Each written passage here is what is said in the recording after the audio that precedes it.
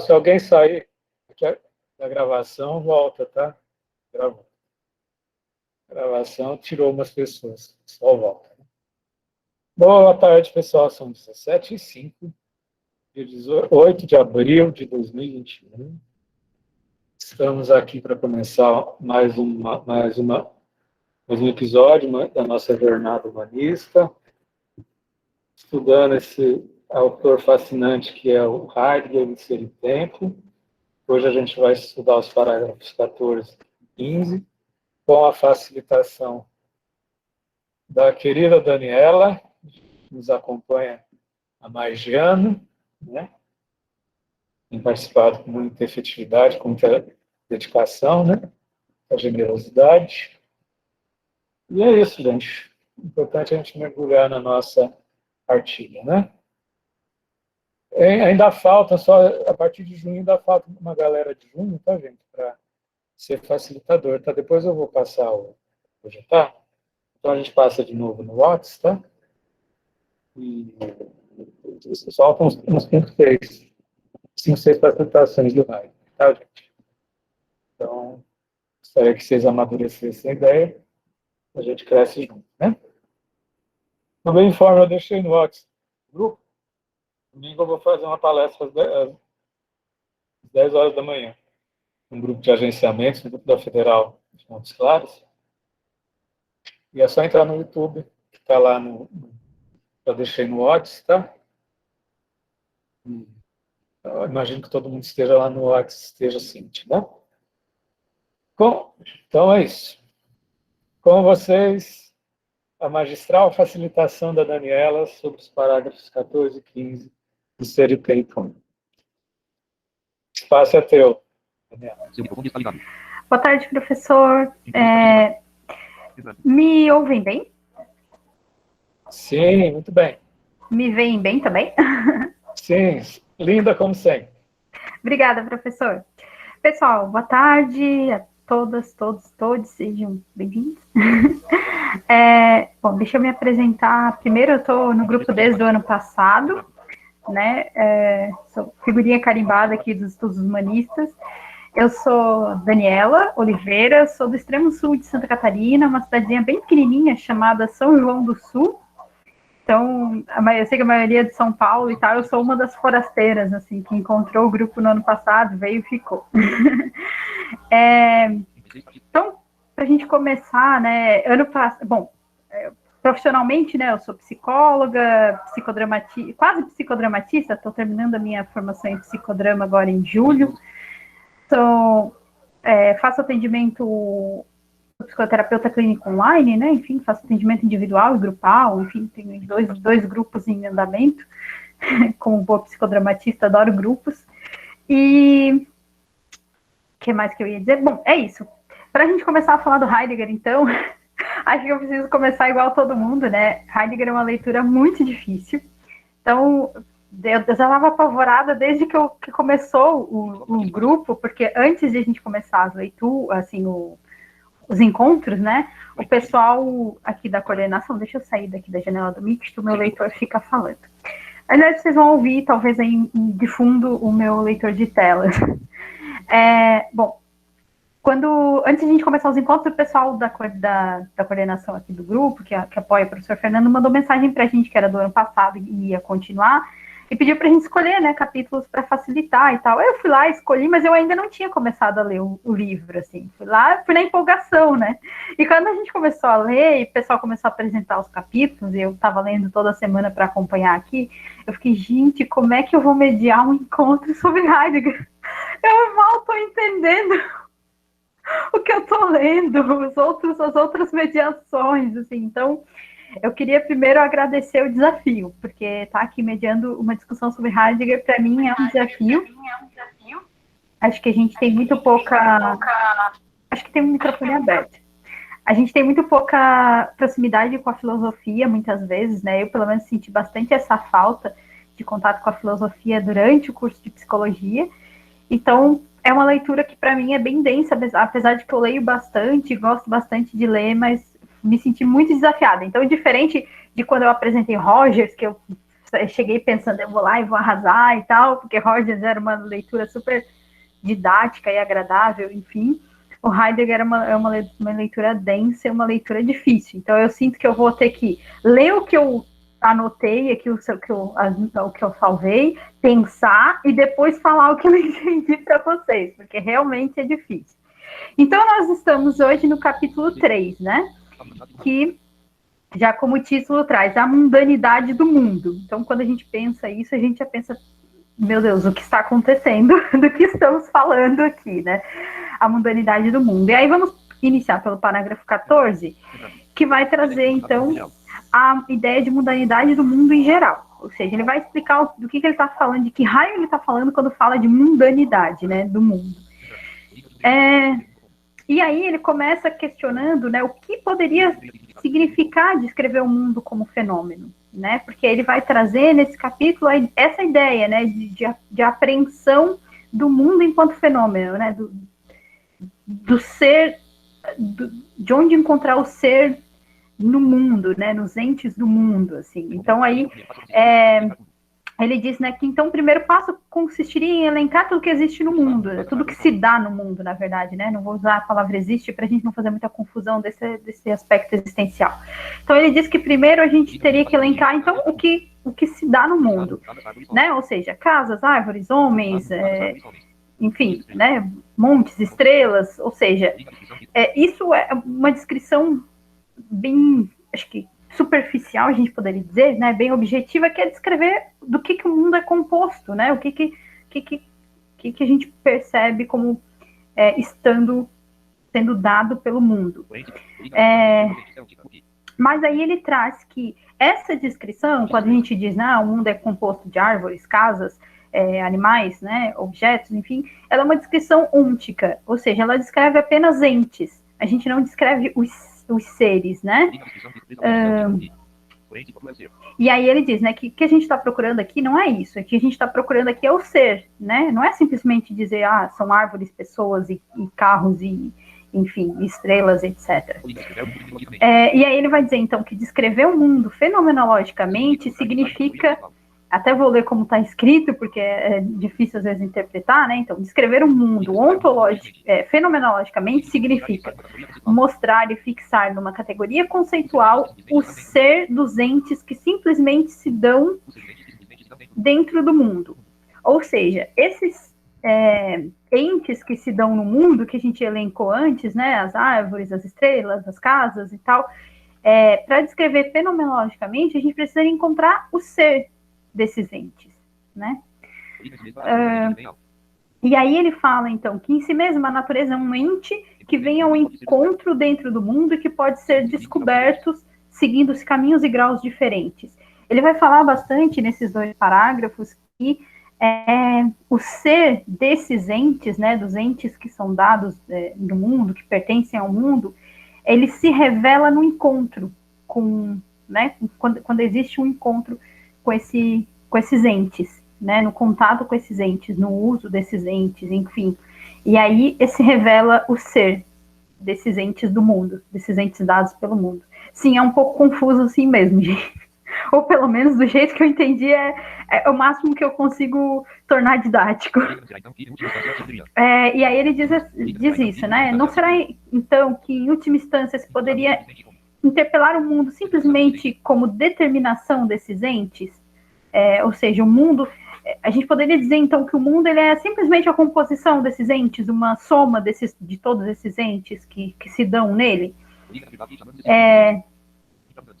E aí ele diz que, então ele denomina, sempre que ele falou algum conceito eu trouxe, porque às vezes aparecem as palavras e a gente fica confuso, então ele denomina esses entes, né, que se dão no mundo, ele denomina de seres intramundanos. E aí depois talvez isso fique um pouco mais claro, ou não, sempre existe a possibilidade de que não. E aí ele diz, então, que mundana, isso é bem interessante, assim, para a gente entender, né? A mundanidade é um conceito ontológico que significa a estrutura de um momento constitutivo do ser no mundo. Vamos lá. Esse é aquele momento que eu vou parar para pensar, para entender o que eu entendi disso. Bom, então esses seres que estão no mundo, eles são entes, mas a mundanidade, ela acontece nesse momento que se constitui, nesse momento do ser no mundo, assim, é um pouco complexo mesmo, mas ela ocorre, eu acredito, assim, nesse contato, nesse encontro com esse ente, né? Aí sim ocorre a mundanidade, se não é só um ser dado pelo mundo, né? Um ser pertencente ao mundo. Então, esse momento, né, de constitutivo do ser no mundo, né, a gente conhece como uma determinação existencial da presença. Então, a mundanidade, ela é em si mesma existencial, porque quando ocorre, então, né, esse contato com o ente dado pelo mundo, aí a gente pode dizer que existe uma presença do ser no mundo, né, do contato, no contato com esse ente que é dado. Então, sem esse contato, sem esse encontro, existe apenas um ente dado ali pela natureza, e quando ocorre esse momento, né, vou chamar aí de encontro, esse momento constitutivo do ser no mundo, aí existe essa noção de presença e essa existencialidade da mundanidade, assim. São muitas palavras complexas. Mas, enfim, vocês podem me interromper se ficar tudo muito, muito, muito confuso, ou a gente vai comentando depois no final também, porque também foi bem difícil para mim várias vezes, o texto complementar para tentar entender, mas esse parágrafo 14 ele é bem complexo. E o 15 também, mas vai clareando um pouco mais quando ele entra na parte dos instrumentos e tal. Bom, e aí ele vai falar aqui, então, né, que do ponto de vista ontológico, né, do ponto de vista desse estudo do ser, o mundo não é a determinação de um ente que a presença em sua essência não é. Que o mundo é um caráter da própria presença.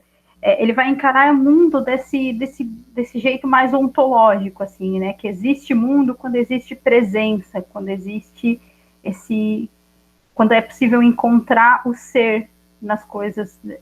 Não vou usar a palavra coisa também, né? Quando a gente pode encontrar o ser nos entes do mundo. E aí sim a gente tem essa mundanidade. Se não tem essa presença, se a gente não encontra esse ser no mundo, aí ele até distingue ali, né, de quando ele usa esse mundo, entre aspas, quando ele está falando desse mundo num conceito, de uma maneira ontológica. E aí ele explica aqui, né, ele descreve um pouco mais, de uma forma um pouco mais descritiva, ele fala assim, né, que primeiro, o mundo ele é usado como um conceito ôntico. Aí o mundo, assim, sem entre aspas, né? O mundo, senso comum, ele é usado como um conceito ôntico, que significa a totalidade dos entes que se pode encontrar dentro do mundo, que se dão no mundo. Ou seja, a soma das árvores, pessoas, casas, enfim, esse é o mundo, digamos, assim, no sentido ôntico, né? O mundo no sentido de senso comum, que é a soma de todos esses entes. Em segundo, aí ele vai falar que o mesmo conceito de mundo funciona como um termo ontológico quando se encontra o ser mencionado nesses itens do primeiro conceito. Então, quando você encontra o ser desses entes, você está entrando num sentido ontológico, né? E aí ele também, o mundo também pode denominar uma região que abarca uma multiplicidade de entes, como ocorre na matemática, assim, né? Um conjunto de números, enfim, um conjunto de objetos.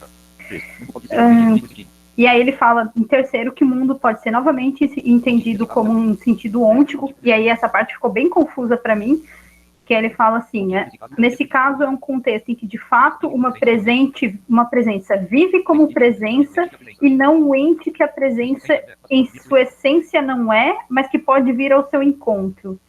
Eu acho que é meio num sentido de que desses entes do mundo que tem um potencial para vir ao encontro, mas ainda não ocorreu, né, esse contato com esses entes do mundo. Então, eles ainda estão num sentido ôntico, mas eles têm um potencial no sentido ontológico. Pelo menos, e aí ele fala, né, isso, que o mundo significa que, que ele tem um significado pré-ontologicamente existenciário, ou seja, são esses entes que ainda não se descobriu o sentido ontológico, mas que tem um potencial para esse sentido ontológico. Aí ele fala que o mundo ora indica o sentido público do nós e ora o mundo circundante mais próximo. Ele vai falar que esse mundo circundante ele não tem um sentido de espacialidade, assim, né, do que está mais próximo. Ele é doméstico e próprio, mas não necessariamente tem essa noção espacial de medida, assim, né, quantitativa de distância. E aí aqui ele vai separar um pouco melhor, que ele vai dizer, né, que terminologicamente o sentido de mundano, o adjetivo derivado mundano, indica um modo de ser da presença, e nunca o modo de ser de um ente simplesmente dado no mundo. Ou seja, quando a gente vai falar de mundano, de mundanidade, a gente vai falar do ser, da presença, do ser no mundo, né, de encontrar o ser nesses entes. Quando o ente é simplesmente esse ente dado, né, essa árvore, essa casa que ainda não se encontrou um sentido ontológico, aí ele vai designar como um ser, um ente intramundano ou pertencente ao mundo. Novamente, eu trouxe isso para a gente diferenciar quando ele usa as palavras, né, porque às vezes o mais difícil é diferenciar o que fica confuso, às vezes, né, ele está usando uma palavra ou outra que a gente, às vezes, não consegue definir muito bem qual é a diferença. Então, aqui ele traz a diferença de quando ele usa mundano e intramundano, né? E aí ele fala, então, que esse mundo mais próximo da presença cotidiana é o mundo circundante. E ele é mais próximo da presença cotidiana porque é o que cotidianamente a gente está presente, né? A gente acessa dessa maneira ontológica, não necessariamente no sentido espacial mesmo, assim, né? De um mundo que está mais próximo fisicamente.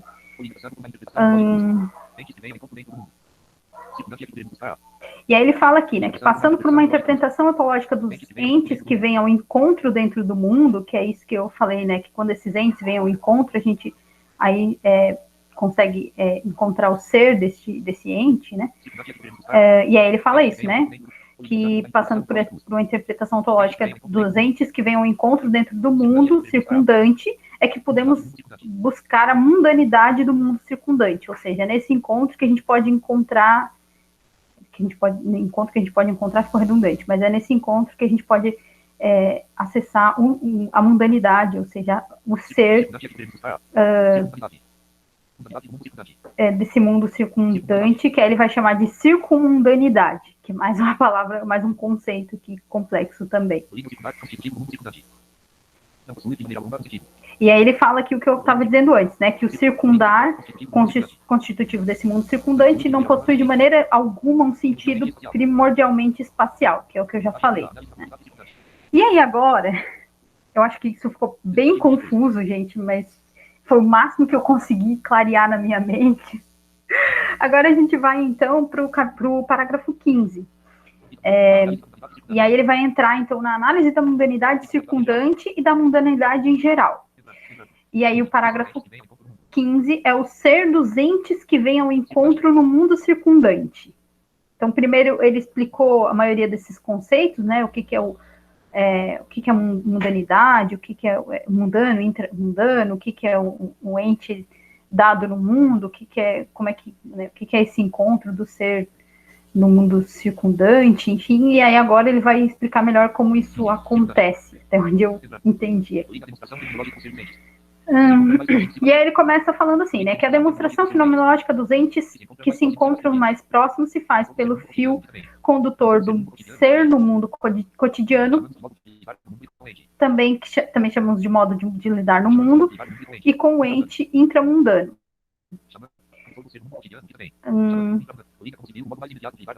E daí ele retoma, né, que como a gente já viu, o modo mais imediato de lidar não é o conhecimento meramente perceptível, e sim a ocupação no manuseio e uso, a qual possui um conhecimento próprio, que eu acho que é um pouco daquilo que a gente estava falando na semana passada e tal, dessa questão da ocupação, que até veio a questão do cuidado e tal, né?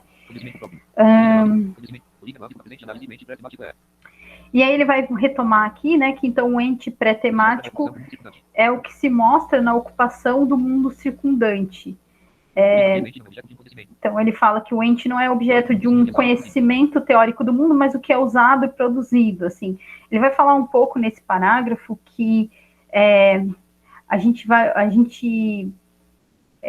ter uma atitude prática em relação aos instrumentos do mundo e tal, que ele vai falar um pouquinho mais para frente, e que nisso vai se revelar o ser desses instrumentos muito antes de a gente ter uma percepção teórica desses entes, né? Antes de teorizar sobre isso, a gente tem um encontro com a usabilidade, a manualidade, enfim, a gente se ocupa desses entes e encontra o ser desses entes na ocupação, né? E na prática, antes de encontrar na teoria. E aí ele fala, então, que o ente fenomenologicamente pré-temático, ou seja, usado, que se acha em produção, torna-se acessível ao transferirmos para tais ocupações. E a presença cotidiana já está sempre nesse modo, quando, por exemplo, ao abrir a porta, faço uso do trinco. Então, eu gosto que nesse parágrafo ele traz vários exemplos práticos, assim, que dá para a gente entender um pouquinho melhor. E aí, basicamente, aqui ele está dizendo que a gente se ocupa do trinco ao abrir a porta muito antes de teorizar que a gente vai, né, se ocupar do trinco e a gente teorizar sobre isso. Então, o trinco ele já tem uma possibilidade de se revelar no seu ser, no para que serve, enfim, antes de a gente necessariamente teorizar sobre isso. Assim, não sei se eu estou compreendendo mais ou menos certo. Mas, enfim, no sentido de que esse trinco ele é um ente dado no mundo, mas ele tem um potencial para o ser a partir do momento em que a minha presença se ocupa dele. Assim.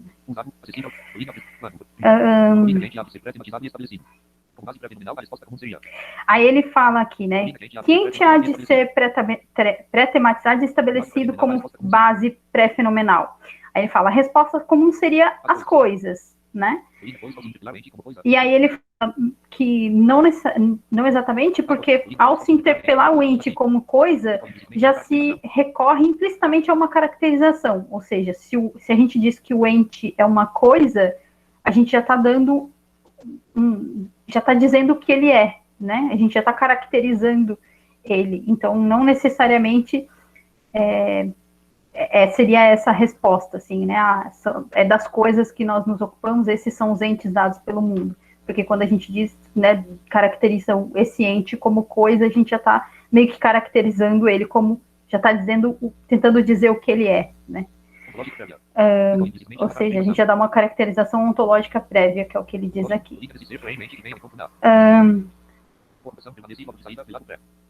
Mas aí ele fala, né, que nesse ser, porém, o ente que vem ao encontro na ocupação permanece logo de saída velado pré-ontologicamente. É como se ele tem um potencial para o ser, mas enquanto ele está no mundo, ele é apenas um ente dado, e aí é quando a gente faz uso se ocupa, né, desse ente, então é como se ele tivesse um potencial para ser algo.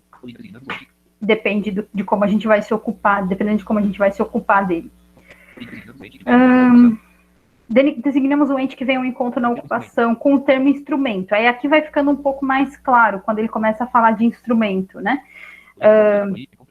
E aí ele fala que no modo que a gente lida, né, no modo que a gente lida por aí, se encontra instrumentos de todo tipo, né, de escrever, de medir, de costurar, carros, ferramentas, enfim, todos esses são instrumentos, são coisas não vou usar a palavra coisa, porque ele disse ali para não usar, mas enfim, são instrumentos que servem para alguma coisa, né? E aí ele fala isso, né? Que o instrumento, ele nunca é. O instrumento, ele só pode ser o que é num todo instrumental que sempre pertence ao seu ser. O ser do instrumento é a instrumentalidade, né? Então, o instrumento em si, ele não tem um ser, né?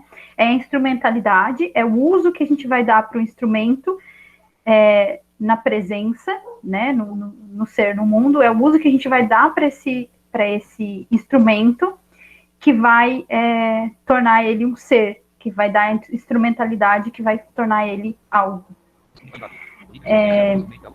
E aí ele fala aqui, né, que em sua essência todo instrumento é algo para. Os diversos modos de ser para, como serventia, contribuição, a aplicabilidade, manuseio, enfim, né, essas são diversas formas de ser para alguma coisa. Isso constitui uma totalidade instrumental, uma instrumentalidade. Então, todo instrumento, ele é um ser para alguma coisa. E ele se dá na instrumentalidade. E aí ele fala que o instrumento sempre corresponde à sua instrumentalidade a partir da pertinência a outros instrumentos. Então, né, um instrumento para escrever, daí ele vai falar aqui, né? Ou seja, então o instrumento ele serve para, né? E aí aqui ele vai colocar instrumento para escrever. Tinta, papel, suporte, mesa, lâmpada, móvel, janela, portas, quarto. Então toda essa estrutura, todos esses instrumentos, eles naquele momento eles são um ser para escrever, né? Então ele fala que, embora não aprendido tematicamente, o que primeiro vem ao encontro é o quarto, não como vazio entre quatro paredes, no sentido de espaço geométrico, mas como instrumento de habitação.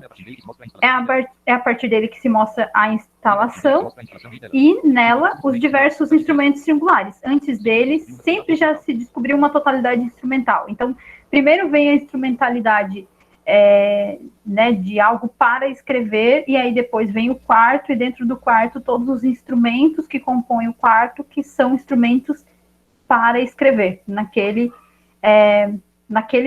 momento, né, naquela presença, naquela utilidade que que vão ter todos esses instrumentos que compõem esse ser para escrever nesse momento. E aí ele vai falar que vai dando outros exemplos, né? E aí quando eu falo daquela questão de que a gente tem a prática antes da teoria, né? Primeiro a gente faz uso do instrumento antes de teorizar sobre ele e tal. Ele vai usar aqui o exemplo do martelo e vai falar que quanto menos se olhar de fora a coisa martelo, mais se sabe usá-lo, mais originário se torna o relacionamento com ele e mais desentranhado é o modo que se dá um encontro naquilo que ele é, ou seja, como instrumento. E aí ele fala, o próprio martelar é que descobre o manuseio específico do martelo. Ou seja, é o martelar, é a instrumentalidade que torna o martelo útil naquilo que ele é, né? Antes disso, o martelo é só algo dado no mundo, né? Só algo que pertence ao mundo. Mas é o martelar, né? A instrumentalidade do martelo que torna, que nos faz descobrir o ser do martelo.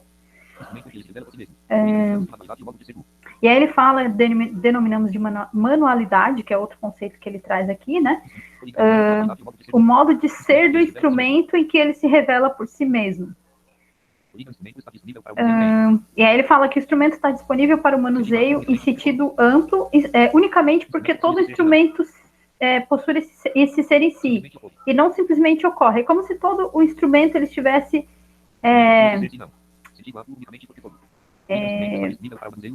todo instrumento ele está disponível para alguma coisa, para o manuseio, para a ocupação de algum modo, assim. O modo de lidar com instrumentos, isso aqui é um pouco complexo também, o modo de lidar com instrumentos se subordina à multiplicidade de referências do ser para. A visão desse subordinar-se é a circunvisão. Aí, sinceramente, eu eu boiei um pouco, assim, na parte da circunvisão. Acho que é um conceito que eu não peguei, assim.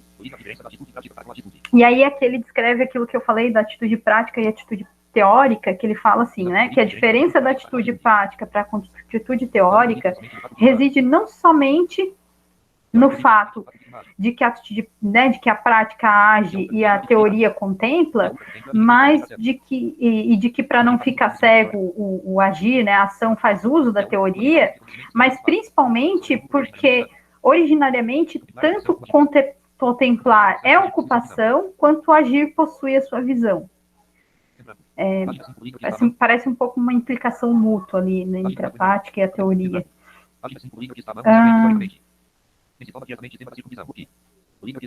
Aí é que ele fala, ó, daqui para frente eu comecei a achar um pouco complexas algumas coisas, mas enfim, vou falar algumas coisas que eu anotei, que ele fala, né, que o que está à mão, né, o que que ele volta naquela questão da manualidade, né, do instrumento que possui a sua manualidade, isso nem se aprende teoricamente, nem se toma diretamente tema da circunvisão. O que está imediatamente à mão se caracteriza por recolher-se em sua manualidade para justamente assim ficar à mão. É um pouco complexo, eu tentei entender, mas eu achei que era importante trazer, mas sinceramente essa parte da manualidade ficou um pouco confusa para mim, assim, vão entrando tantos conceitos diferentes que vai misturando um pouco. Mas aí ele fala em uma coisa aqui que é interessante, que é aquilo que a gente primeiro se ocupa e que primeiro está à mão é a obra a ser produzida. Que a obra a ser produzida para quê? Se usa, por exemplo, no caso, a obra a ser produzida, né? Para que a gente vai fazer algo? O martelo, a plana, a agulha, possui, por sua vez, o modo de ser do instrumento.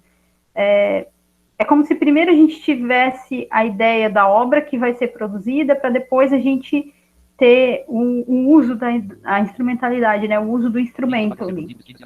Então, ele dá alguns exemplos que ficam um pouco mais claros, né? O sapato que vai ser produzido destina-se a ser calçado, isso e o sapato é um instrumento, o relógio confeccionado destina-se à leitura do tempo, ou seja, primeiro vou ter uma necessidade de algo para calçar, para depois vir o instrumento sapato. Primeiro vou ter necessidade de algo para medir o tempo, para depois produzir, né, a obra, o instrumento relógio. Assim.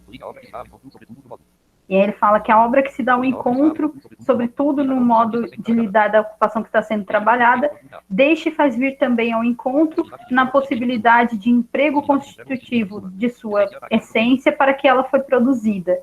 Tem umas coisas que eu anotei aqui porque eu achei muito bonitas, mas que na hora que eu estava lendo fizeram sentido dentro do texto e agora eu já não sei o que eu pensei quando estava lendo. E aí ele fala também que, por sua vez, a obra encomendada também só é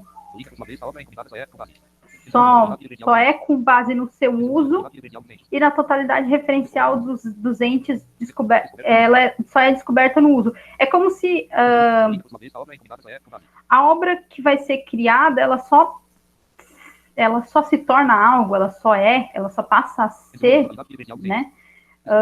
Ela só se descobre no uso, ela só se descobre quando ela passa a ser esse instrumento, quando ela passa a ser usada, né? Entretanto, a obra produzida não apenas pode ser empregada para a própria produção da obra, já é sempre o emprego de algo para algo. Então, na própria produção da obra já tem outros seres ali, outros instrumentos que vão ser para a construção daquela obra que vai ser para uma outra coisa. Então, por exemplo, uma obra depende de couro, fio, prego. O couro, por sua vez, é produzido através de peles de animais que são criados por outros seres, né, seres humanos, sei lá. Então, né, é como se o instrumento fosse algo fosse um ser para, a criação de outro instrumento que também é um ser para uma outra função, enfim. E aí ele fala que, por um outro lado, né, martelo, alicate, prego, em si mesmos fazem referências ao aço, prego, madeira, enfim, do qual eles são feitos, né? Então, o uso também descobre no instrumento usado a natureza no sentido de produto natural, assim, não a natureza no sentido de algo natural, de algo que é dado, porque aí a gente já sai do que a gente está falando, né? A gente volta para o ente dado no mundo. Não é nesse sentido, mas é que é como se, né, enfim,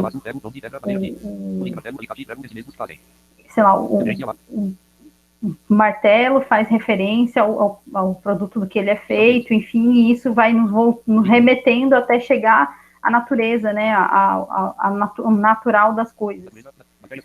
As matérias-primas, no caso. E aí, com a descoberta do mundo circundante, a natureza, assim, descoberta, vem ao encontro. Isso é bem bonito, assim, né? Ele fala nesse sentido, assim, de que as plantas do botânico não são flores no campo, o jorrar de um rio constatado geograficamente não é fonte no solo, que eu acho que ele está meio que retomando aquela ideia inicial, né, de que os entes dados no mundo não são nada se não tem esse encontro, né, com o ser, né, e nesse caso até de uma forma mais subjetiva, né, do que aquilo nos causa, da beleza, né, das flores no campo, da fonte do rio, né, no solo e tudo mais. E aí ele fala que com a obra, portanto, não se dá ao encontro apenas um ente manual, mas também entes que possuem o modo de ser do homem, para os quais o produto se acha à mão na ocupação. É meio que dizer assim que a obra ela é produzida por um modo de ser do homem, né? Para o qual o produto vai servir no momento que o homem se ocupar dessa obra que está sendo produzida. Então isso desvela também o modo de vida de um homem determinado, assim, sei lá, acho um pouco isso, assim, talvez falando um pouco, bom, não sei. E aí ele fala que, né, que isso fica explícito, né, que, sei lá, nos caminhos, ruas, pontes, edifícios, a ocupação descobre a natureza em determinada direção. Quando olhamos o relógio, ele dá alguns exemplos, né, mas eu peguei aqui o do relógio, ele fala, quando olhamos um relógio, fazemos um uso implícito da posição do Sol segundo a qual se faz um ajuste astronômico da medição artificial do tempo. Então, é como se o uso desse relógio desvelasse um modo de ser desse homem que precisa de um instrumento que descreva esse ajuste astronômico do tempo, assim, né? Então, no uso do instrumento relógio, manuseado discreta e diretamente, a natureza do mundo circundante também está à mão. E aí, aqui no final, eu anotei algumas coisas, né, que ele diz que a manualidade, então, é a determinação categorial dos entes tal como são em si. E aí ele fala que na interpretação desse ente intramundano, o mundo já é sempre algo pressuposto. O mundo, porém, não depende da reunião desses entes como uma soma, que é o que a gente estava falando desde o início, né? Para aprender o ser desse mundo, a presença, a mundanidade, né? Não basta simplesmente somar todos os entes dados nesse mundo. E acho que isso foi o que eu anotei desses 2 parágrafos. Eu sei que é confuso também, foi confuso para mim. Eu estou desde ontem lendo, relendo, enfim, complementando as leituras para tentar entender. Eu, particularmente, achei bastante complexo, mas muito bonito, assim, também, de a gente pensar nessa relação nisso de mundanidade, né, que eu acho que até agora a gente estava pensando, eu pelo menos estava pensando no ser muito relacionado ao ser homem, assim, né, ao ser humano. Não tinha ainda, para mim, né, não tinha ainda expandido um pouco essa ideia para todos os instrumentos que se dão no mundo, assim, né? Qual é o ser desses instrumentos enfim, fiquei bem reflexiva lendo, foi bastante difícil, mas obrigada pelo desafio. Obrigado em nome do grupo, Daniela. Eu acho que a cada facilitação a gente reconhece a potência do encontro, né, gente? E a cada capítulo, cada parágrafo que a gente lê se move, se desloca o nosso afeto, né? E a gente se solidariza mais na perspectiva do encontro, né? Muito obrigado, Daniela. Não teria como esperar outra atitude sua do que um trabalho dedicado de corpo e alma e presença. Obrigado, Daniela. O pessoal aqui está agradecendo, a Sara está te dando parabéns, a Lisa disse que você foi maravilhosa, o Ederson, você foi Só queria fantástico. comentar, professor, que o Rodolfo falou que lembrou do exemplo do Guilherme da Cama. Eu lembrei também, Rodolfo, quando eu estava lendo, assim, né, dessa coisa. Até um texto que eu estava lendo complementar dizia isso, né, que sei lá, um machado que é feito lá para né, uso no campo, pode ser usado, sei lá, para atacar alguém numa luta, né, numa guerra, sei lá. Então, que esse ser, ele se revela na instrumentalidade, no uso, né? Então, e não simplesmente no instrumento em si. Aí lembrei também na hora da cama do Guilherme, que, né, estava deslocada lá na sala, ou seja, ele estava dando um outro, né, estava se ocupando daquela cama de uma maneira diferente. Sim, por isso a questão dessa manualidade, de como isso se relaciona com a presença. Uma caneta é feita para escrever, mas pode ser um objeto de arte marcial, pode ser né, pode ter uma função de cortar, né? Tem sempre essa questão da relação com o ser. Tem um mundo de agradecimentos aqui, mais de uma dezena de agradecimentos, Dani. A Paula agradecendo, a Yaponira, a Daniela.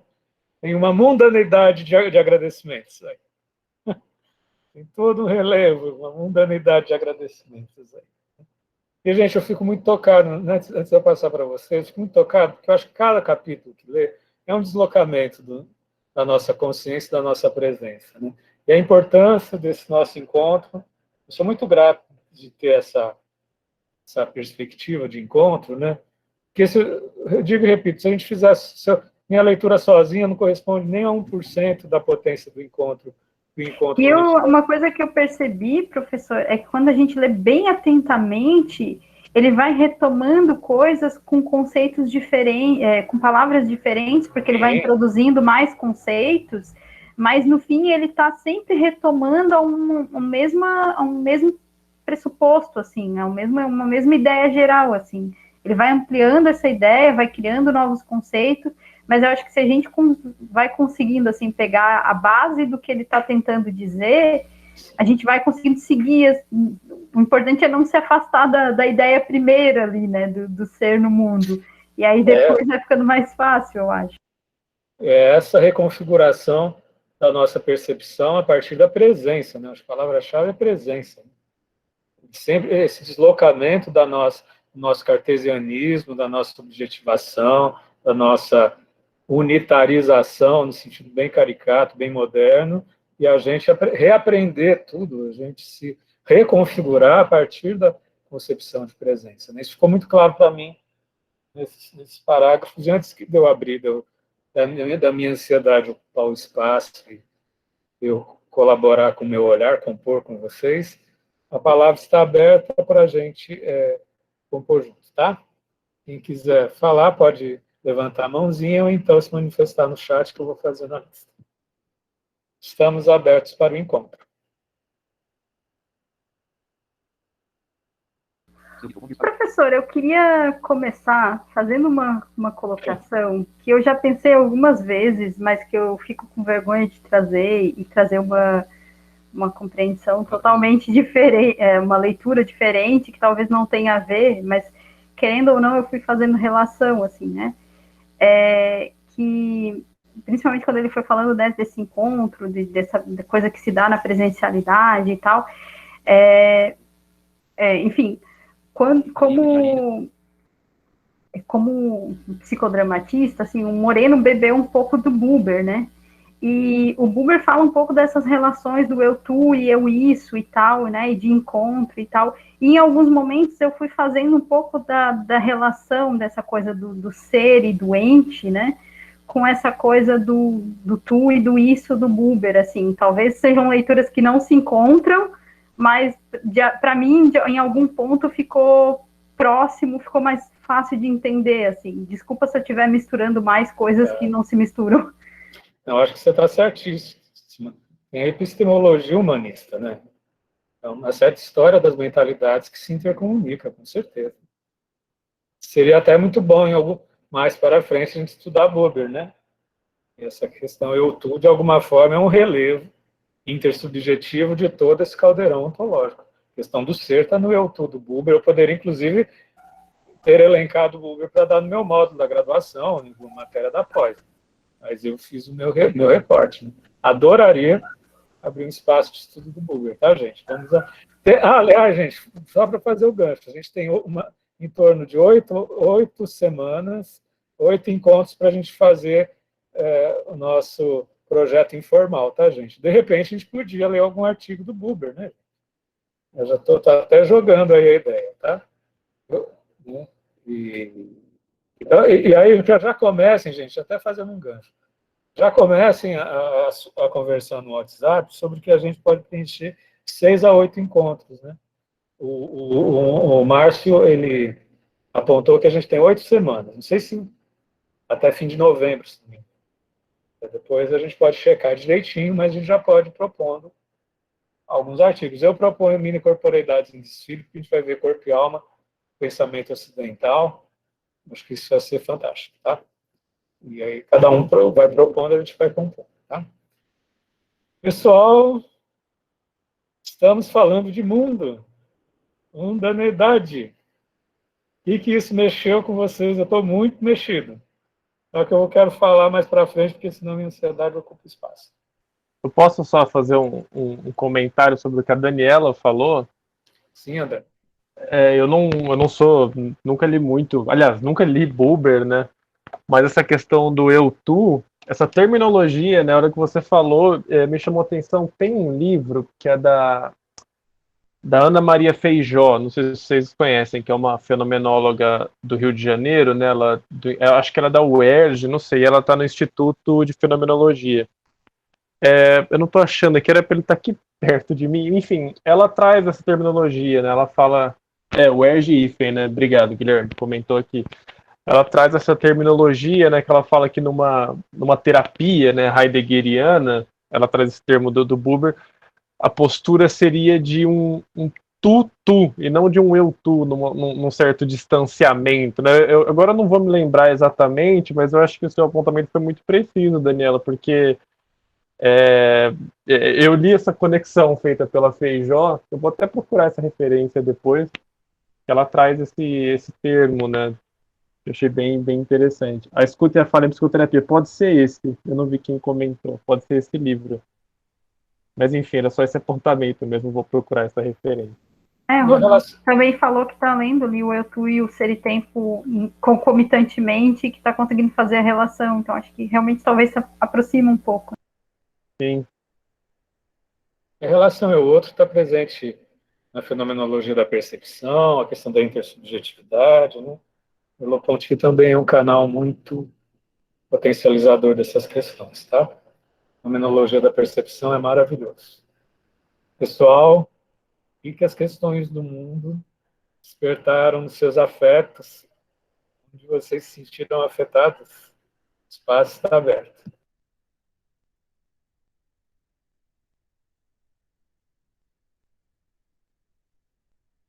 Tati, conosco a Tati, fantástica, Tati. Oi, gente, tudo bem? Eu queria compartilhar com vocês a angústia que eu estou tendo em ler Heidegger, mas é uma angústia boa, porque angústia a gente não despreza, né? Angústia a gente aproveita, se apropria e segue o caminho próprio. Isso é lindo, lindo. Mas eu me vejo tão deficiente porque eu não conheço filosofia. Eu não conheço Kant. E eu acho que minha percepção, tá bom? Que ele está dando uma resposta para a turma me faltou a palavra, defende, vou colocar assim, mas talvez não seja essa a melhor palavra, daquela questão do sujeito e objeto em coisas separadas, psique do corpo. E aí, o que ele tá, eu acho, tá bom? Essa aqui é minha carinha total aqui, tá? Ele tá fazendo a fenomenologia do ser. E esse caminho, ele é bárbaro, e concordo com a Daniela, que ele vai, ele anda, depois ele retoma, ele nunca sai da essência, da ideia original, e vai sempre acrescentando de forma circular. Então, para gente que não está acostumado com essa ideia circular, é um voltar de páginas, de conceitos, que a gente se perde. E eu tenho me perdido nisso também. Mas, relativo a esses parágrafos, que a gente leu, o que eu acho, que eu entendi, é que antes, essa turma do Kant, do Descartes, eles analisavam os objetos, que aqui são os entes, como com características próprias, com características próprias. E, na verdade, o que eu entendo é que ele fala assim, olha, você só conhece uma caneta como caneta não porque ela é um tubinho de aço que tem um carbono que... Desculpa, peguei uma lapiseira, tô falando da lapiseira. Que tem um carbono que escreve. Não, ele fala assim, ó, você, esse sendo, no mundo que você é, que ele tá chamando aqui de circundante, que é o que está no entorno, eu aqui na minha interpretação. Você não enxerga isso, uma caneta, como um tubo de aço. Você, no teu mundo, tem relações e quer pegar, e quer matar a saudade de alguém, ou tem que apresentar um trabalho na faculdade ou na pós-graduação e você tem que escrever. Então, tipo assim, a caneta, que é o que está à mão, ela não é uma caneta vista como um instrumento, assim, nas suas características de tubinho, carbono. Não, ela é algo à mão, um instrumento que você vai usar, e aí vem a questão muito daquilo que a Daniela falou, né, que está escrito, que é o modo de lidar, né, a ocupação se subordina ao ser para, tipo assim, a gente está sempre se ocupando, sempre se ocupando com coisas, ou seja, se relacionando junto às coisas e com as pessoas e consigo mesmo para uma obra maior. Então, por que eu pego a caneta? Porque no meu mundo eu estou com saudade do meu amigo e vou escrever uma carta. E a obra maior é matar a saudade. Estou aqui, me perdoem se não é nada disso, sou iniciadíssima zerinho no Heidegger, mas eu acho que é mais ou menos isso que ele quer dizer como obra, como mundo circundante, ou seja, por exemplo, se não faz parte do meu mundo determinado objeto, eu nem consigo ver esse objeto ali no meu mundo circundante, porque aquilo não faz parte do meu mundo, não faz parte da minha realidade, eu não alcanço, e aí eu não consigo utilizar... E acho que junto disso, ele está falando também uma coisa que eu acho muito legal, que é a gente se relaciona com os instrumentos, né? Uhum. E na verdade... Não está dizendo que parece assim, que é uma coisa muito, muito fria, muito sem relação, assim, eu pego a caneta e escrevo e ela é apenas um pedaço, como você falou, um pedaço de um tubinho com carbono que eu utilizo sem nenhuma conexão. Eu acho que ele também está dizendo isso, né? A gente entra em conexão com os instrumentos porque eles são um ser para, e a gente se relaciona também, né, com o objeto, a gente não se relaciona só com outros seres humanos, por exemplo. E aí você vê, por exemplo, quer dizer, sabe quando você está com aquela ideia que você fala, eu tenho mania disso, você tem que anotar para não perder? Cara, cadê a caneta? A caneta não está à mão. Ou seja, aquela caneta ali está meio que estragando, não é estragando, momentaneamente, aquela minha obra que era... Cara, eu preciso anotar isso para não perder a minha ideia. Então, eu acho, tinha mais coisa para falar, mas como a Daniela falou, a gente anota as coisas, as frases que são lindas, Daniela, eu compactuo das mesmas sensações. E depois, cara, o que eu pensei nisso aqui mesmo? E que foge completamente. Mas eu acho que é um pouquinho disso também. Ah, lembrei o que eu ia falar. Eu posso fazer uma pergunta? Certas coisas é muito dado pela minha relação que eu tenho com aquele instrumento, mas não com o instrumento em si, aquela coisinha, mas com a minha obra, com o significado daquilo. E aí eu queria deixar uma sugestão de filme que eu acho que tem a ver com essa questão do sentir significado e dessa questão do que nos toca, né? Do que a lapiseira pode ser um tubo de aço, mas para mim pode ser algo muito querido, porque pode lembrar o meu avô. Então, ela não é o tubo de aço, ela tem um significado ali. É o filme A Chegada, isso está no Netflix, e eu achei muito fenomenológico esse filme, e vai falar um pouco disso, é sobre alienígenas, mas é muito legal, me surpreendeu, foi um dos melhores filmes, 2015, um dos melhores filmes que eu vi, mas por quê? Porque eu estou com vocês, estudando Heidegger, entendendo, faz parte agora do meu mundo circundante. Antes, estava lá e eu nem vi, passei batido, eu nem gosto de alienígena, nem nada. Mas hoje... Eu queria fazer uma pergunta. Pode falar, Glória. Esse ente, né, no caso a caneta, seria aquele instrumento, a coisa, não é a coisa que a gente fala, né, que tem alguma já relação, por exemplo, não é qualquer caneta.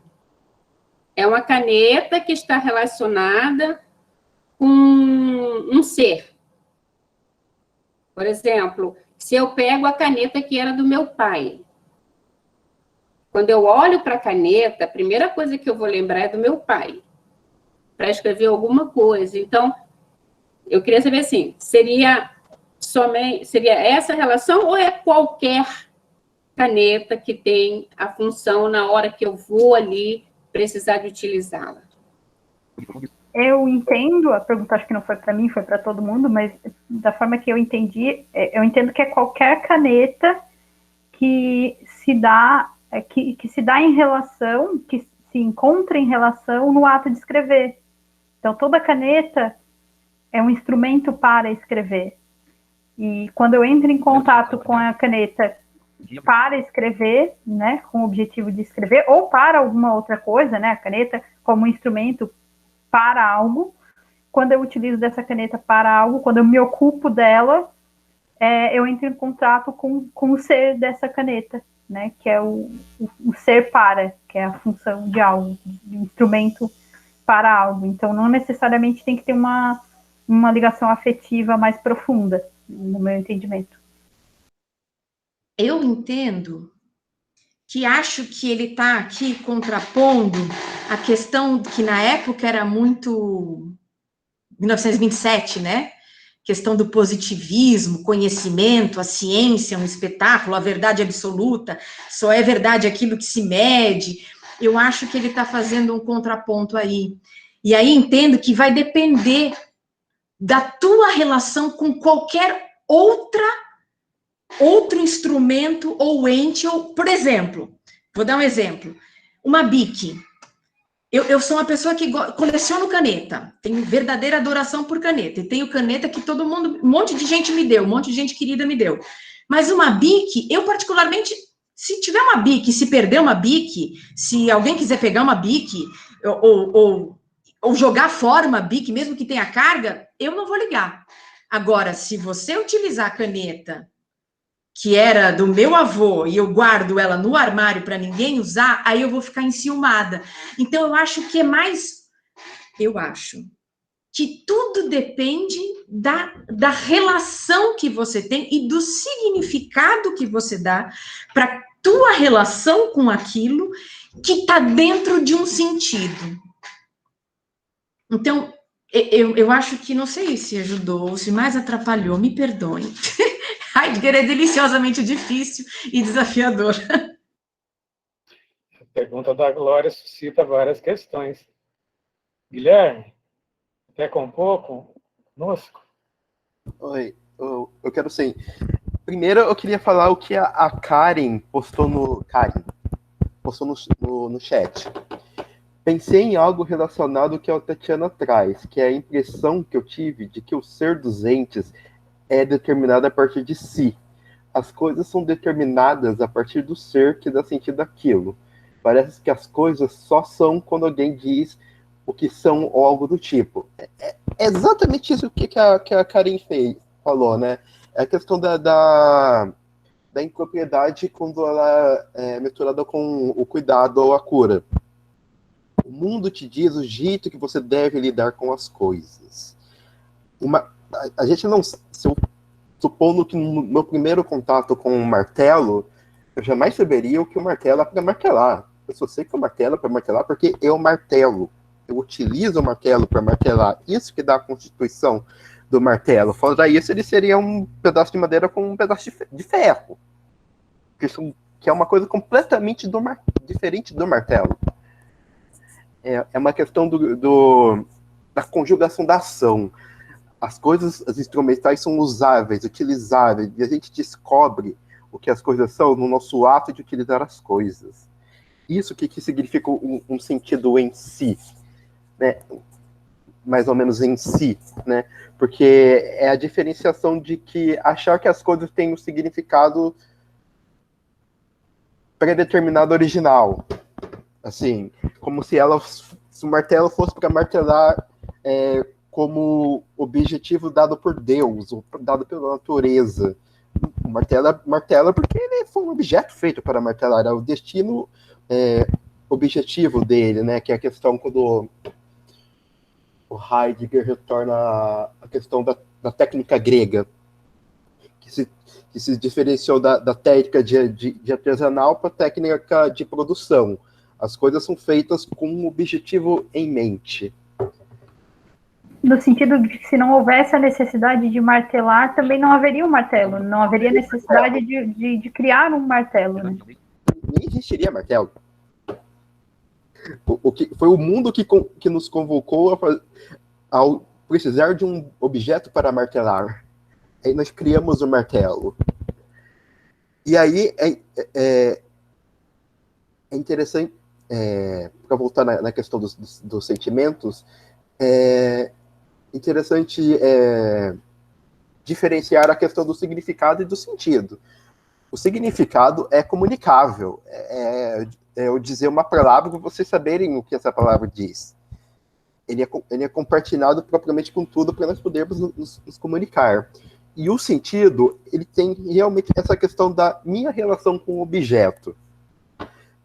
Dessa maneira, assim, eu tenho essa relação com o objeto martelo que eu sei que é para martelar, porque eu martelei um martelo uma vez na minha vida. E a mesma relação que a Tatiana falou da caneta. Essa caneta é a caneta do meu avô. Então você não vai usar ela. Mas ela continua sendo o objeto categoria caneta que serve para escrever.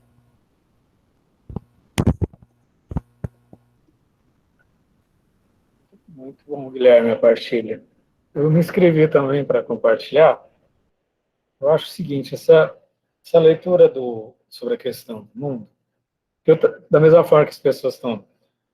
Acho que foi o Rodolfo falou que ele está lendo Buber, eu estou lendo o Seminário de Zolikon. Né? Para quem não sabe, o Heidegger escreveu Ser e Tempo 1 e 2, que tem esse viés estruturalmente filosófico, né? Mas também ele começou a se reunir com o Boss, né, que era um psicólogo da Gestalt, encontros que eles deram o nome de seminários durante anos a fio. Nesses encontros ele fez não só ele confirmou as prerrogativas da ontologia que se propunha, como também fazia uma ponte com questões mais psicológicas e num espaço assim, mais descontraído, uma linguagem mais descontraída, né? Eram encontros, né? Então, é muito interessante ver assim essa obra em progresso do encontro. É diferente de uma linguagem mais revista, né, de um livro como o Ser e Tempo, né? E assim, a primeira vez que eu estudei fenomenologia foi em 1999, 2000, quando eu estava começando o mestrado, né? Antes eu estava estudando Foucault, né, desde 94, 95. Só agora, gente, por isso que eu acho a importância do encontro, só agora eu entendi com vocês, graças ao nosso encontro, essa questão da presença como um eixo-chave que se irradia de uma maneira muito estruturante das relações, né?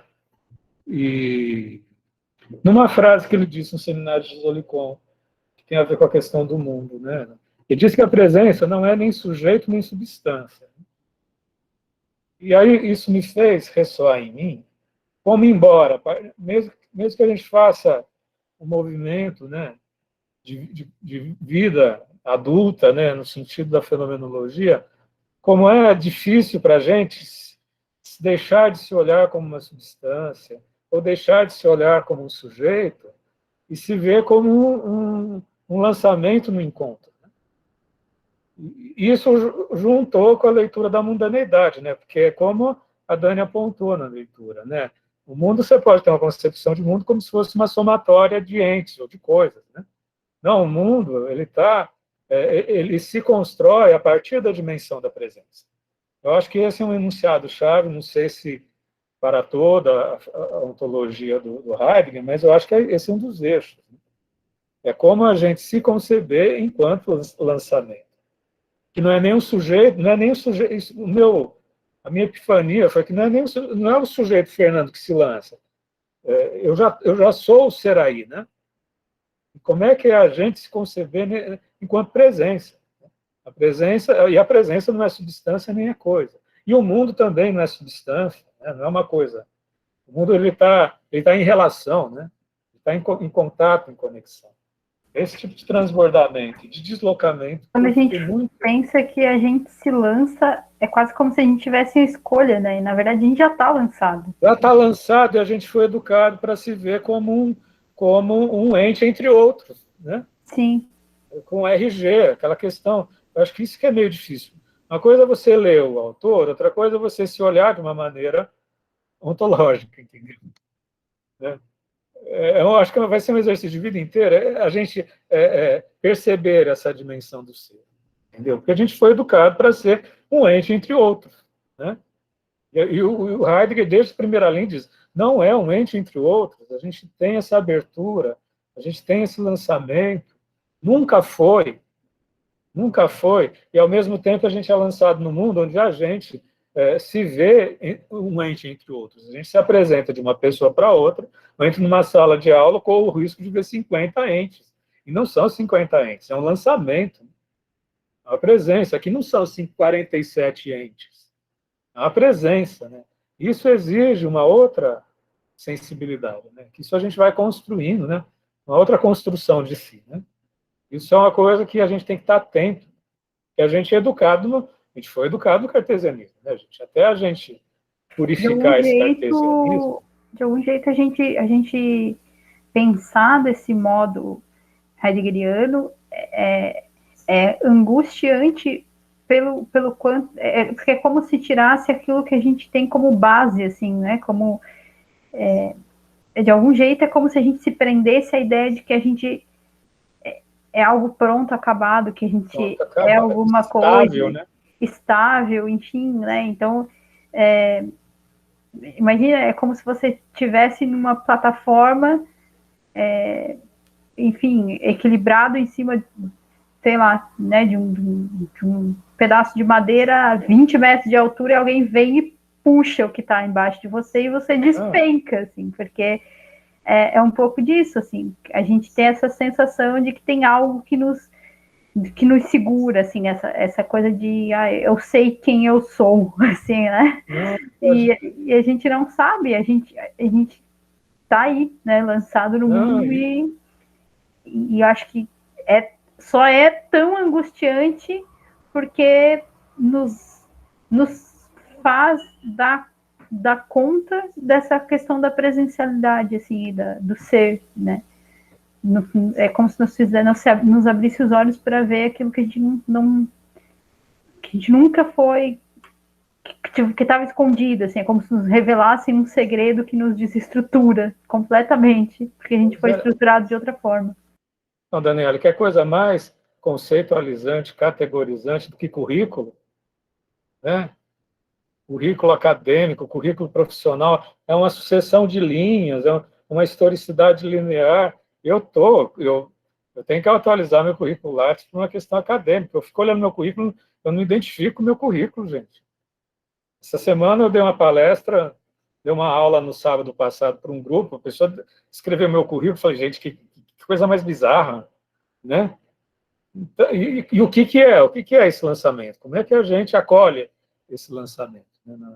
Nesse imponderável desse lançamento. Então, acho que só pegando o gancho com a pergunta fantástica da Glória, né, gente? O instrumento caneta foi feito mas ele é reinventado nas apropriações. Uma caneta necessariamente não é apropriada só para escrever.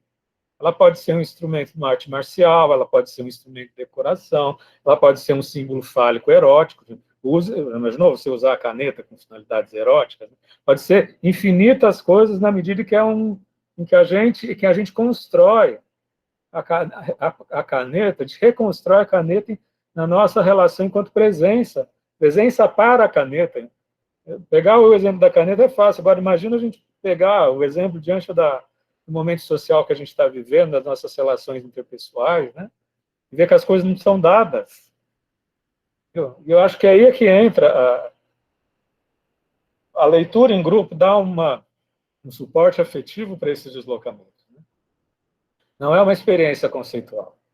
E está me caindo a ficha. A questão do Dassai é muito complicado. A gente ler o Ser e Tempo achando que a gente vai encaixotar conceito. Dassai é uma experiência, né? E esses 2 parágrafos que a Daniela nos compartilhou me fez, assim, me mexeu nesse sentido, mexe muito porque a gente está falando de mundo, né? Tá reconstituindo uma relação com o mundo. Né? Isso é fenomenologia, tá, gente? É sempre espaço, seja no sentido que a Letícia falou, que o ser é consciência D, do ponto de vista de Russell, ou a relevância intercorporal, intersubjetiva do Merleau-Ponty, ou essa questão da presença, é sempre esse espaço onde as relações estão se constituindo nessa abertura, né, gente? E como é que a gente dá conta disso? Como é que a gente olhar para as pessoas, a gente ser educado para se categorizar nas relações, categorizando os outros, e categorizando o mundo, e entender que não é nada disso. Né? Entender que não é nada disso, que isso é presença. Como você dá conta dessa abertura? Né? O que você reinventa nessa abertura? Professor, o Richard fez uma pergunta muito legal no chat, eu não sei se ele quer falar, mas é que a Letícia tinha colocado, né, com os objetos nos ocupamos, já com as pessoas nos preocupamos, né? E aí o Richard perguntou assim, essa separação objeto e humanos é um pouco complicado. Por que digo isso? Porque alguns grupos humanos foram transformados ou tratados como objetos, e alguns objetos foram ou são tratados como humanos. E aí, como faz? E, enfim, eu fiquei refletindo assim, já faz uns 5 minutos. Eu caí, não escutei, voltei agora. Não escutei nada que a Daniela falou. Quer que releia a pergunta, professor? Ou você consegue ler? Pode ser. Não, apagou tudo. Apagou tudo. Tá, vou reler para você, então. A Letícia tinha colocado aquela frase, né? Com os objetos nos ocupamos, com as pessoas nos preocupamos. E aí o Richard perguntou assim, essa separação objeto e humanos é um pouco complicada. Por que digo isso? Porque alguns grupos humanos foram transformados ou tratados como objetos e alguns objetos foram ou são tratados como humanos. E aí, como faz? Eu acho que a 5 presença, minutos a pensando. minha opinião, gente, a presença é irradiante. Né? O problema é reduzir objeto a objeto é muito complicado, né? Porque, senão, teve uma frase, essa frase verídica. A mulher de um assassino disse que foi o revólver que matou, que não foi ele. Movido por um sentimento de amor, né? Entendeu? Acho que a gente tem que fazer um esforço para ver o ser para, né? Esse ser para. Obviamente tem momentos, obviamente tem horas que eu pego a caneta para escrever, né, gente? Acho que tem essa direção, essa intencionalidade, né? Mas tanto para um objeto quanto para uma ocupação, né? Você achar que você assinou um protocolo de mandar alguém para o campo de concentração, você exerceu a função burocrática, né? E a caneta de fazer uma assinatura pela assinatura, né? Acho que tudo tem, eu acho que uma irradiação de presença, né? Eu acho complicado, né? Acho complicado. Eu não saberia, na altura do campeonato, eu imagino que mais para frente vai ter os capítulos das ocupações, tá, gente? Das apropriações dos instrumentos. Ele só introduziu o tema dos instrumentos. Acho que ele vai, mais para frente, fazer toda essa articulação do ôntico, do ontológico. Vai ter o capítulo da ocupação, da preocupação. Eu acho que o Heidegger é tão instigante que, quando chega mais ou menos no final do encontro do dia, a gente já começa a se interrogar sobre aquilo que ele suscitou. E nosso grupo é um grupo muito, muito movido, muito motivado, né? Então a gente já começa a colocar os temas de outros parágrafos. Com certeza ele vai retomar a instrumentalidade, o jogo da ocupação, da preocupação, né, gente? Eu acho que isso já é o spoiler intuitivo, e o Guilherme, com muita propriedade, falou da banalidade do mal, a Hannah Arendt, né? O problema não é o mal demônio, né? É o mal, esse mal que se alastra, né?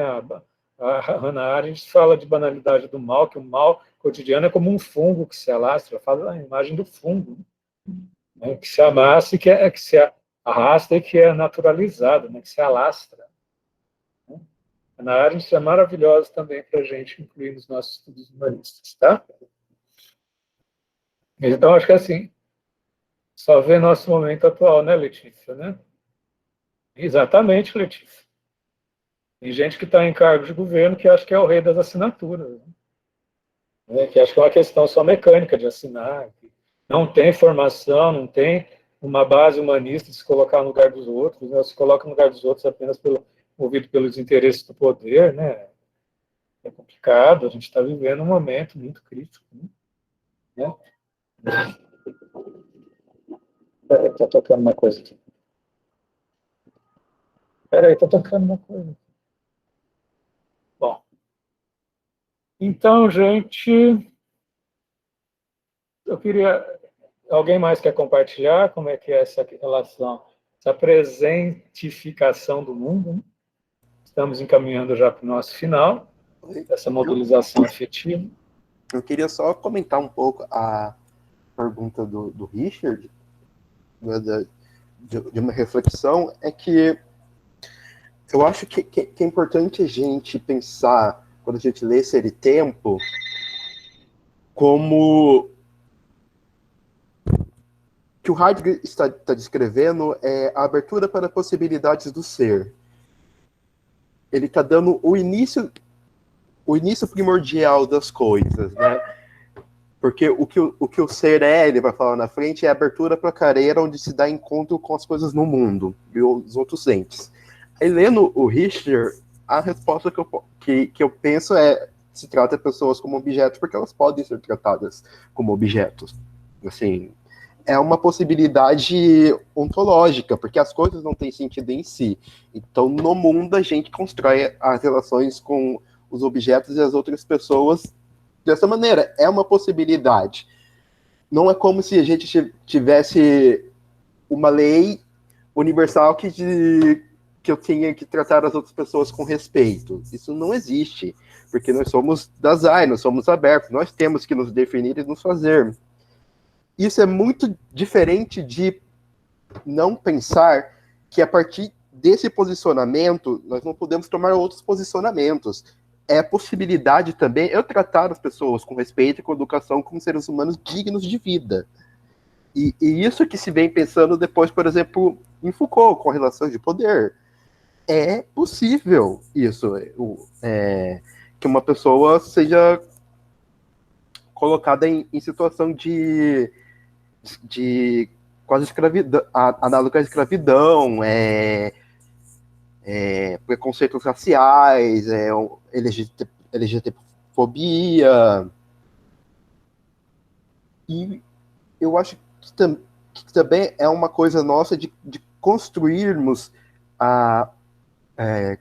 como essas relações ditas impróprias, ou que diminuem o caráter propriamente humano das relações e das outras pessoas, tem que ser analisadas, né, com outras construções.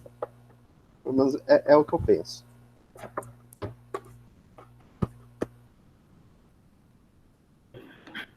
Então, gente, por isso que eu acho, assim, fazendo um gancho de estudo bem amplo, né? Quando a gente estuda as várias concepções de corpo e alma, né? A gente vai, de alguma forma, fazer essa pluralização, tá? Eu acho que a fala do Guilherme é uma fala sempre muito instigante no sentido da gente saber que existem várias formas da gente se apropriar da gente mesmo, né? É que eu sempre penso no Heidegger como um vai e vem, sabe? Esse, assim, é uma maneira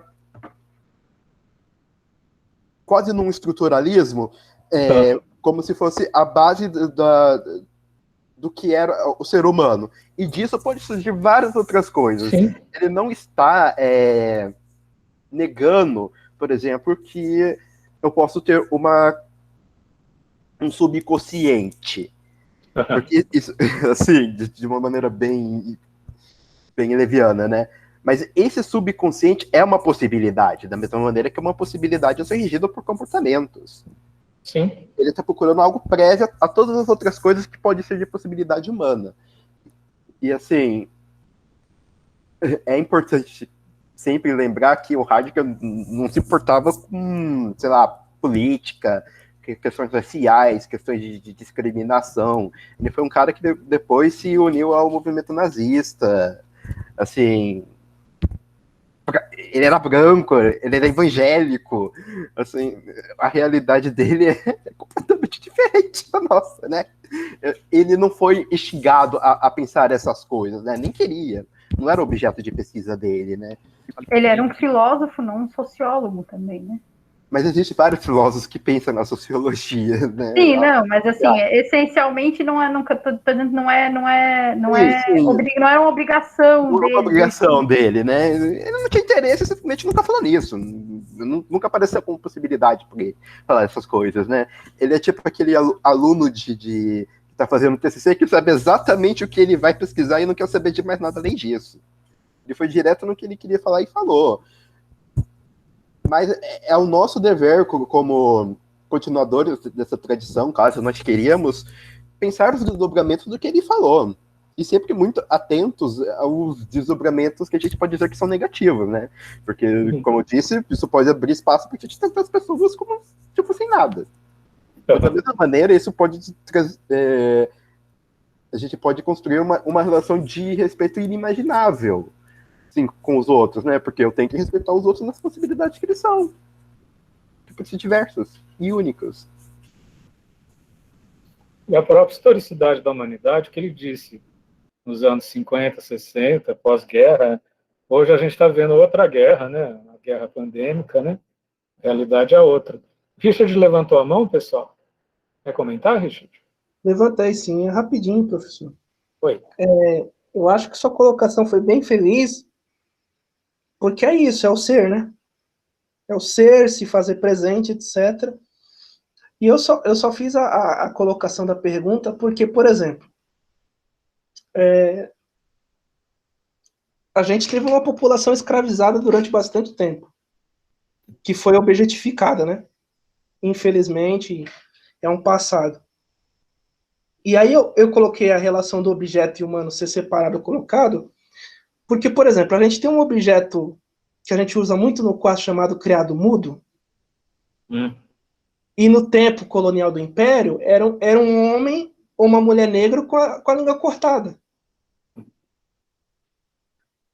Né? Que segurava o abajur para os senhores e as senhoras de engenho estarem dormindo, né? Então, eu acho que a separação objeto e humano, eu acho que eu acabo ficando mais nessa relação que você colocou. Se fazer presente e ser presente. Inclusive, eu estou lendo aqui a mensagem da Tatiana, muitas das vezes as pessoas também se enxergam como objeto. Na minha ótica, para a pessoa se enxergar como objeto, ela tem que partir do conceito que ela está em liberdade, ou acreditar em liberdade. Porque aí a pessoa consegue, na minha cabeça, a pessoa consegue se colocar onde ela determina. Às vezes ela se considera como objeto, ela mesma acaba se contemplando e está se sentindo feliz. Mas essa colocação, eu parto do princípio que a pessoa precisa acreditar que está em liberdade, né? E quem nunca teve liberdade ou acesso à democracia, como é que faz? Olha, Richard, eu faço cor com a tua fala. Quando você disse que isso era passado, isso está presentificado, né? Existe uma historicidade acumulada, né? É que entra o limiar, você está trazendo um tema fantástico, que é o limiar entre ontologia e história, né? Que o Heidegger ele consegue falar em termos de historicidade, ele fala de tradição, né? A gente tem uma tradição escravocrata que está na nossa carne. Quem é brasileiro não pode negar que existe uma sedimentação disso, entendeu? E que existe uma... Se a gente naturaliza o ser de uma maneira genérica, a gente cai no pensamento reacionário. É o ser no mundo, mas o mesmo próprio Heidegger fala de historicidade. Em parágrafos anteriores a gente viu. E essas historicidades estão presentificadas. De um jeito, seja em que sentido for, estão sedimentadas. E o nosso horizonte existencial é um horizonte possível de revisão para todas essas historicidades. Por isso eu acho que o Heidegger, embora isso nós, enquanto coletivo, a gente já reconheceu que não é exatamente um autor que fala de uma ética, mas ele tem efeitos éticos e de resistência pelo mero fato de reconhecer a dimensão do ser. Entendeu? Quando a gente fala de 300 anos de escravidão, a gente está falando de 300 anos de redução do indivíduo, de um esforço perverso de reduzir seres a objetos, a criados mudos. Tem uma foto do Império Belga na África, que é a mulher na varanda, assim, jogando migalhas de pão para as crianças negras como se fossem animais, né? Então tinha os zoológicos. Na Europa eles fizeram, no começo do século XX, fizeram zoológicos onde tinham família negra no zoológico, porque era considerado um animal.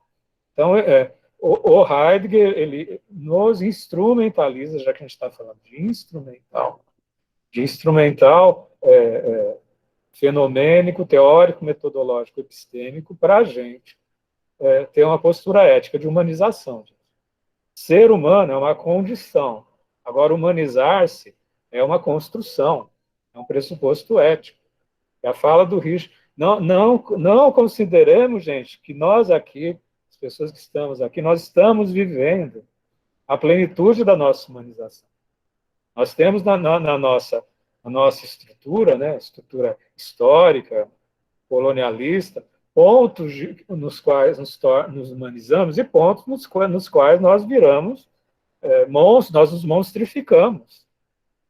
Entendeu? Eu acho que o Heidegger ele nos dá condições de pensar nessa interface entre o humano e o monstro. Para o tema do monstro, a gente abre um espaço, leiam os anormais do Foucault, a monstrificação do negro, da mulher, da criança, das sexualidades periféricas. Vocês vão ver que a coisa não é só... existe uma construção histórica dessas ontologias, tá? Obrigado, Richard, porque você trouxe o limiar entre ontologia e história. E acho que também o limiar entre esse momento que a gente está lendo Heidegger e quando a gente passar a ler Foucault, porque vai ser uma outra compreensão, né? E acho que vai fazer um pouco mais sentido, talvez, para o Richard, para o que o Richard está trazendo agora. E porque a gente está falando sobre um ser no mundo, mas não é um ser no mundo, né? São, sei lá, 7 bilhões de seres no mundo, né? Enfim, então são muitos seres no mundo em relação, em estruturas de poder, em uma história de milhares e milhares de anos que vai se, que a gente, enfim, querendo ou não, entre em contato com tudo isso, toda essa herança histórica de tudo isso que o professor falou, né? Então, é isso que o Richard fala, que a gente poderia pensar nisso se houvesse liberdade, por mais que a gente esteja lendo Heidegger e tal, e que, né, seja fantástico pensar, né, nessa questão do ser no mundo e tal, me custa muito pensar que exista uma liberdade de ser, assim, né, uma liberdade total e completa. Isso para mim é extremamente utópico, né? Estamos presos de uma maneira ou de outra, ou numa estrutura social, ou num momento histórico, ou enfim. Mas aí a gente já sai um pouco, né, como disse o Guilherme, do que era o objeto de estudo do Heidegger, e vai ampliando também, né? Que aí é o legal de a gente ler várias coisas. Né? Estamos atualizando o Heidegger, né? Os nossos afetos, isso que é riqueza, né? Então, porque onde tem ser, para ter ser tem que ter liberdade, né, Richard? E o eu percebo, o eu sinto, ele tem um efeito de afirmação da nossa humanização, né? Percebam, parece uma coisa que hoje nas pós-modernidades é um pouco desqualificado, mas quando a gente diz eu percebo o outro, eu sou um ser no mundo, né? O verbo do eu sou, eu percebo e eu sinto tem um efeito de resistência, de transgressão, tá, gente? A Larissa coloca, acho que o Fernando falou, faz sentido para mim, se vermos homem como apenas homem e objeto, como apenas objeto, nós já caracterizamos eles e eles não teriam mais potencial de ser. Digo que as coisas podem vir a ser, mas pode ter essa recusa e reconhecer. E essa desobjetificação, estou falando do objeto, tem fez até ecológicos, né? Fez até de valorização de cada instrumental que está diante da gente, né?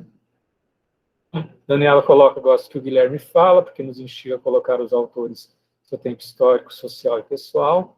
Talvez esteja usando, a Daniela coloca, talvez esteja usando palavras que não se aplicam aqui, mas para dizer que precisamos ter isso sempre em conta quando lemos alguém. Eu acho que é isso, gente. Só queria frisar que, a Tatiana levantou a mão. Oi, Tati. Eu estava até escrevendo.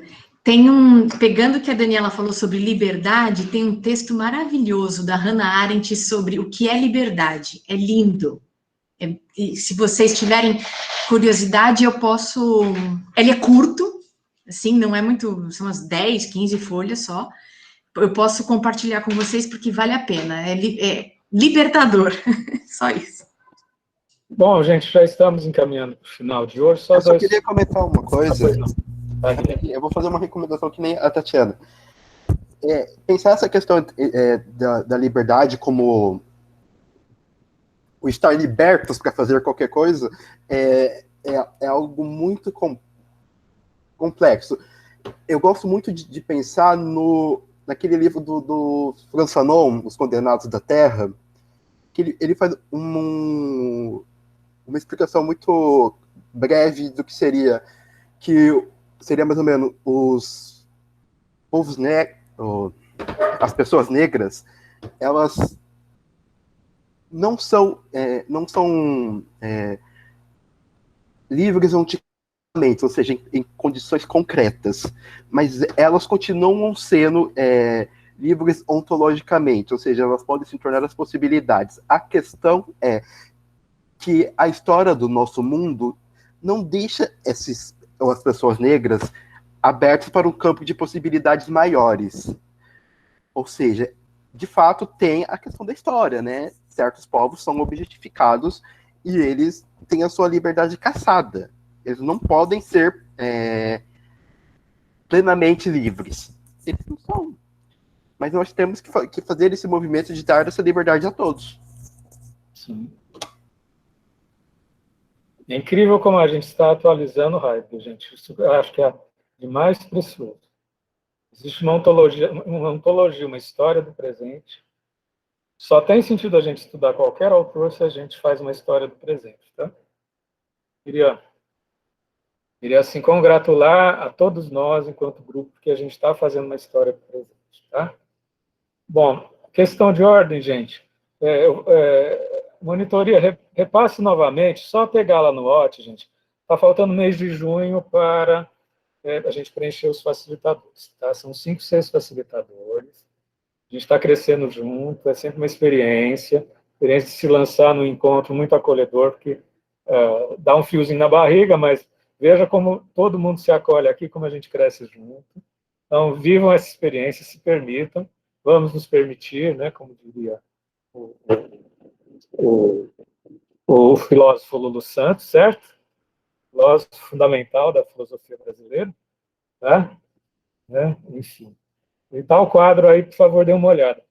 O Guilherme até mesmo apontou que tem um certo encontro que eu coloquei, acho que é o texto do Descartes. O texto do Descartes, por causa disso, quero perguntar para o grupo, porque eu dei uma verificada. O parágrafo é a respeito da ontologia do Descartes. Eu pensei, mas tem gente que não conhece o Descartes. Vocês podem me dar um retorno enquanto coletivo, se vocês querem, estudar o parágrafo do Heidegger do Descartes, um artigo sobre Descartes para vocês se familiarizarem, ou não precisa. Ou então a gente indica o artigo, cada um lê por si, quem precisar, e no dia a gente só vê a ontologia cartesiana pelo Heidegger. O que vocês querem? Vocês querem que a gente abra o encontro para um parágrafo do Heidegger, e o parágrafo e o artigo do Descartes, ou a gente disponibiliza um artigo do Descartes para vocês lerem a parte, para vocês se situarem? O que vocês querem? Vocês querem ler? Eu topo. Se eu for facilitar mesmo. Eu acho que facilita, né? Porque eu cria uma aproximação com todo mundo, né? Poderíamos ter facilitação dele também. Então, percebam aí que vai ter... Eu vou fazer a facilitação dele, né? Pelo menos tá para fazer. Você vai fazer? Ué, você quer pesquisar um artigo do Descartes? Porque senão eu vou indicar um. Não, é melhor você indicar mesmo. Então tá bom. Então eu vou providenciar, tá bom? Então, não acho que é o parágrafo 31, se não me engano, é isso? 21. 21, então, exatamente. Parágrafo 21 vai ter um parágrafo do Heidegger e um artigo do Descartes, que inclusive com um pouco essa história de que todos nós, gente, a gente está... No Brasil, gente, a filosofia foi excluída durante décadas por causa de questões de interesse da ditadura, certo? Então, nenhum de nós dessa sala, a gente está correndo atrás da filosofia, do resto da vida, tá? Então, fiquem tranquilos, estamos todos no mesmo barco, tá? E só assim, recapitulando, domingo às 10 horas, no endereço do YouTube, é só entrar no endereço do YouTube, eu vou apresentar, em correlação à pandemia, o corpo fenomenológico de Merleau-Ponty, o corpo em Foucault, vou apresentar princípios da Hannah Arendt e vou fazer a correlação da pandemia com Rogers, tá, gente? Estou dando o roteirozinho, tá? Então, quem quiser, é só entrar no YouTube, que está lá em cima, vou passar de novo lá no Whats, tá, gente? Acho que está todo mundo no Whats. Quem quiser se encontrar para a gente falar de corpo, e alma e Foucault, corpo e alma Merleau-Ponty, princípios da Hannah Arendt e Rogers diante da pandemia.